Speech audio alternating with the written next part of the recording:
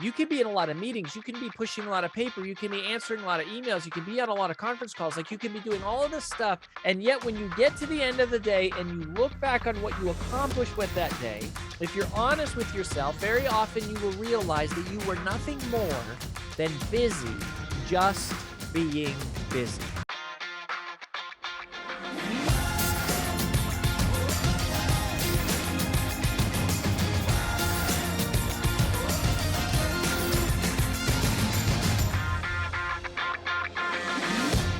When you look at the concept of multiplying time, you say, all right, well, what happens if we're not multiplying time? Like what is the barrier, the obstacle? What is the roadblock to multiplying time? Or if we're not multiplying time, what are we doing? What is the enemy that we are all facing? And after years of studying this, we really feel strongly that the enemy can be boiled down more or less to one word. The word is procrastination. Procrastination is the enemy of all success. Procrastination is the most expensive invisible cost in business today.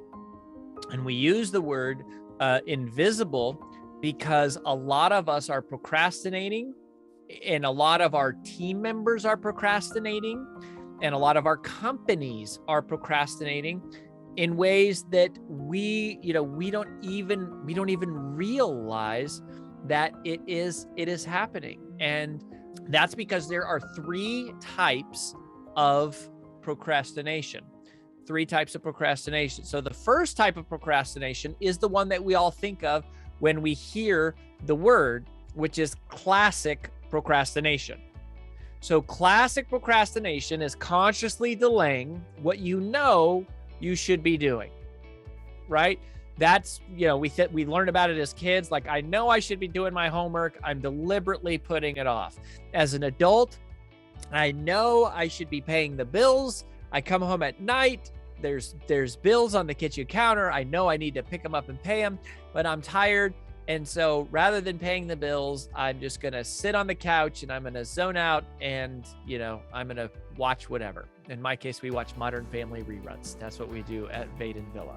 That type of procrastination is not the most dangerous type of procrastination because we know when we are doing it. There is actually a much more dangerous type of procrastination that we identified as we started working with people one-on-one, as we have now for so many years. And it's interesting because after the Take the Stairs book came out, suddenly I was being interviewed on all these national media outlets of, Rory is supposed to be one of the experts on overcoming procrastination. But, again, I wrote that book because it was a problem that I struggled with. And so it was kind of weird to be like, well, I'm suddenly the expert on this just because I wrote a book on it.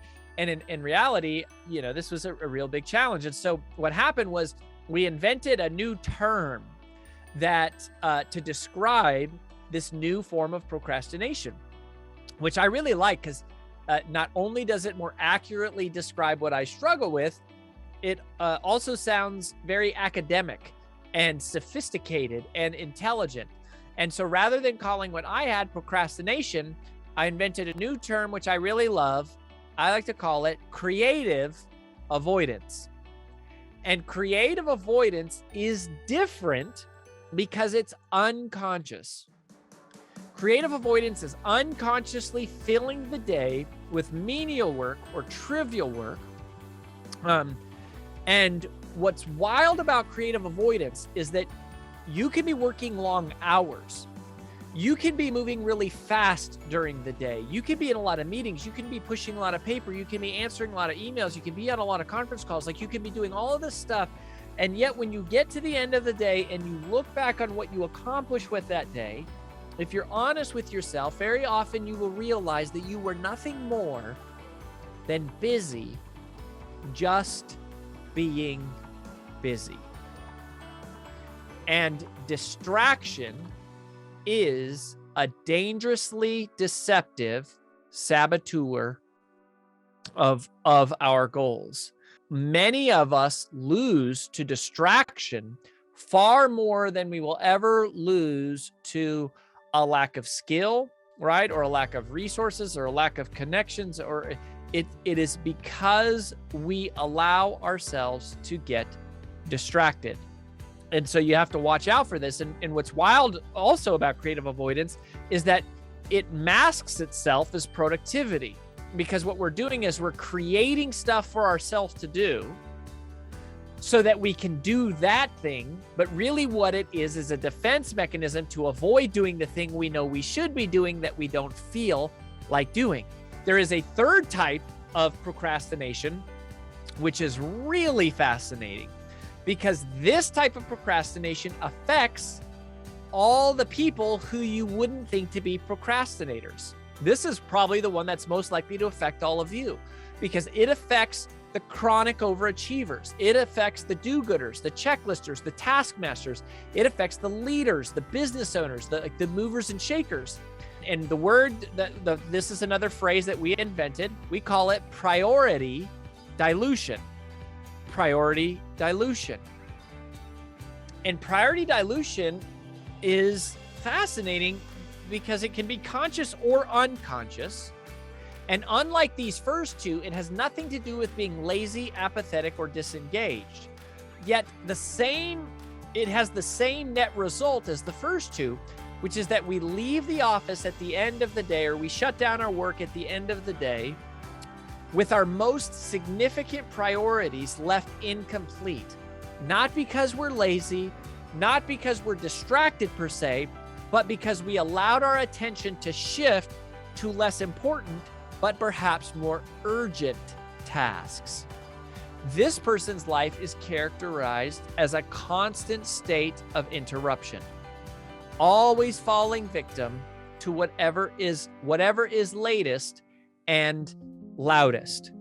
In the absence of a clearly defined plan, we become strangely loyal to performing daily acts of trivia. That is what happens for all of us. And this points to, in a very universal psychological way, to something that we say around Brand Builders Group all the time, that applies both to your personal brand, and it applies to your business objectives, and it applies to how you spend your time, which is this: when you have diluted focus, you get diluted results. When you have diluted focus, you get diluted results. And so this is a problem. This is the problem. It is